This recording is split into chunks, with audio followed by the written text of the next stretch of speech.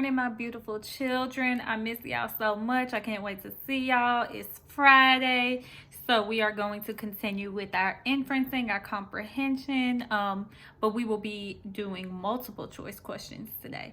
So we're going to read a passage. We're going to think about the passage, answer a couple questions about it, and then we'll be answering multiple choice questions that have to do with inferencing. So stay along, stay on task, stay with me, answer the challenge question at the end of the video so you can get a chance to win some pizza. So today's text is a history article related to adventures and discovery.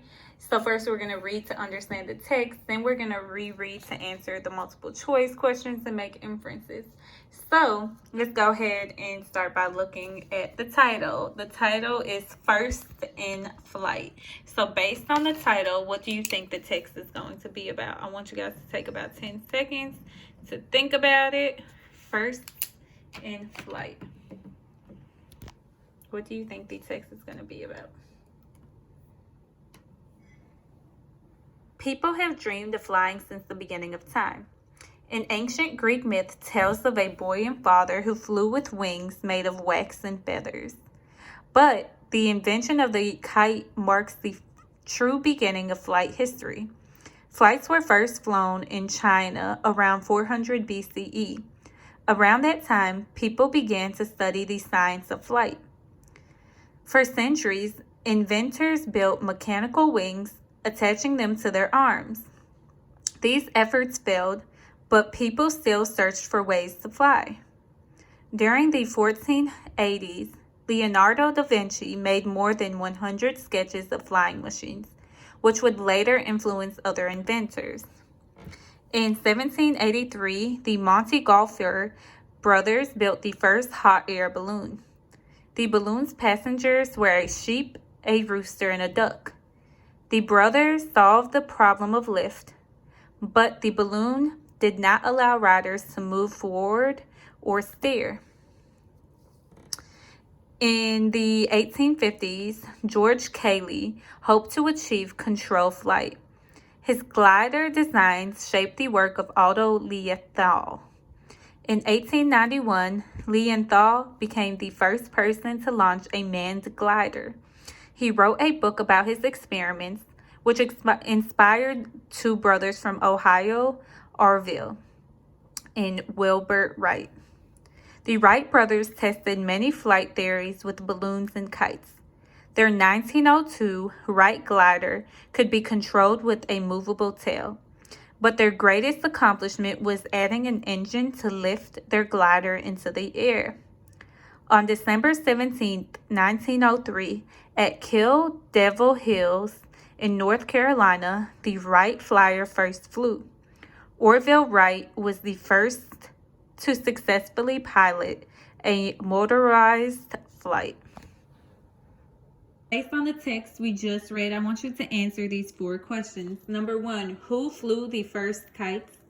2, how did Leonardo da Vinci contribute to flight history? 3, what was the difference between the first hot air balloon and Otto Lilienthal's glider?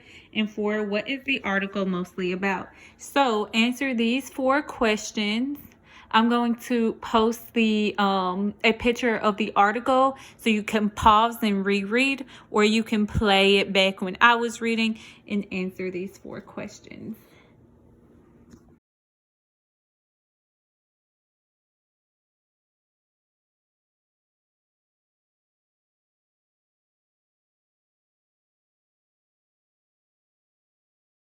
Number 1, who flew the first kites?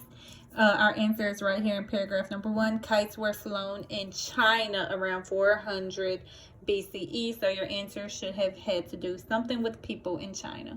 Question number 2, how did Leonardo da Vinci contribute to flight history? So paragraph 2, it says that he made more than 100 sketches of flying machines, which would later influence other inventors. So the sketches he made of flying machines influenced many inventors. What was the difference between the first hot air balloon and Otto Lilienthal's glider? So paragraph 3 and 4 are where you would find your answer. It says that the first air balloon did not allow riders to move forward or steer, so it could not be controlled. Whereas although Lenthal's glider was manned, so he was able to control the flight. Question number 4 was just, what is the article mostly about? And we know that it's mostly about the history of flying machines and their inventors. All right, so now let's start answering the multiple choice questions. So, part A, which inference is best supported by the passage? A, inventors learn from the work of others. B, inventing is much easier than it used to be. C, most inventors try to keep their ideas from being stolen. Or D, some inventors are geniuses who don't need help from others. So based on the text, what is the best answer? I want you guys to think about it.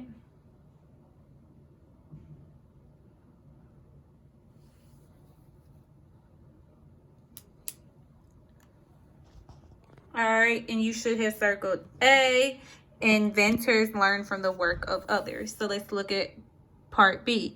Which 2 sentences from the text best illustrate the inference to part A? So which 2 sentences from the text basically support that inventors learn from the work of others? So I'll read all the choices. A, people have dreamed of flying since the beginning of time. B, in 1783, the Montgolfier brothers built the first hot air balloon.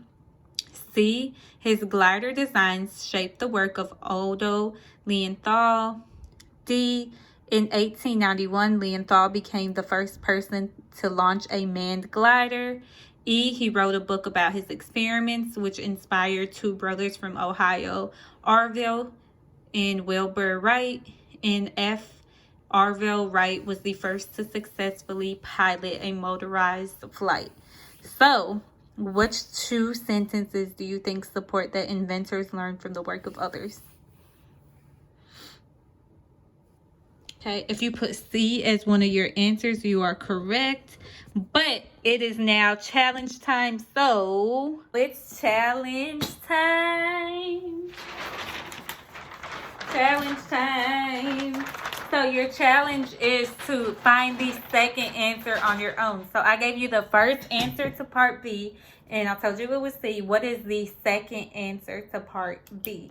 So I'll show you it again. All right, so what is the best second answer? Beautiful children, thank you for staying tuned with me this week. Thank you for watching my videos. Thank you for answering the questions.